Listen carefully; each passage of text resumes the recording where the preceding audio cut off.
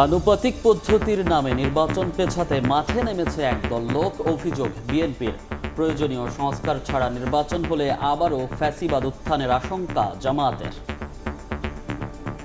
আনুপাতিক peer system এক একজন একটা দাবি তুলে নির্বাচনকে পিছিয়ে এবং নির্বাচনের অবস্থা সর্বনাশ করে দিয়ে এই জাতির সর্বনাশ করতে যাচ্ছে। যে কাঠামো এখন রাষ্ট্রে করা হয়েছে সেই 54 বছর ধরে, এটা একটা মেশিনারির মধ্যে, এখানে যে ঢুকবে সে স্বৈরাচার হবে। উইদাউট রিফর্ম, সংস্কার ছাড়া ইলেকশন হলে এই দেশের এই রাজনৈতিক পরিবর্তন কোনো মূল্য থাকবে না, আবার স্বৈরাচার পয়দা হবে। আলোচনায় নেই আশাব্যঞ্জক অগ্রগতি। শহীদ আবু সাইদ দিবসে জাতীয় সনদ নিয়ে সংশয়ে ঐকমত্য কমিশন। আমরা আশা করেছিলাম আবু সাইদের শাহাদাত বার্ষিকীতেই আমরা সকলে মিলে এই সনদে স্বাক্ষর করতে পারবো। সেটা কতটা সম্ভব হবে সেটা আপনাদের উপর নির্ভর করে। আমরা খানিকটা শঙ্কিত। দেখছিলেন প্রধান শিরোনাম। দুপুরের সময় সঙ্গে আছি আমি মনির হোসেন এবং আমি রোজা চৌধুরী। এবার অন্যান্য শীর্ষ সংবাদ।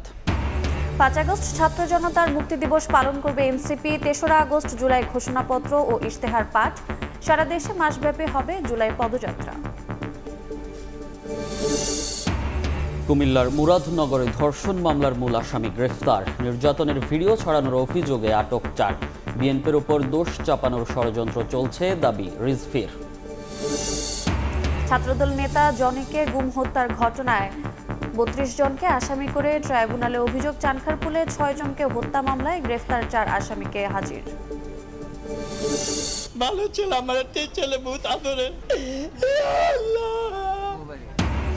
হাসপাতালে বড় ভাইয়ের মরদেহ দেখে ফেরার পথে ট্রাক চাপা। উত্তরায় ছোট ভাই ও 2 ভাগ্নে নিহত।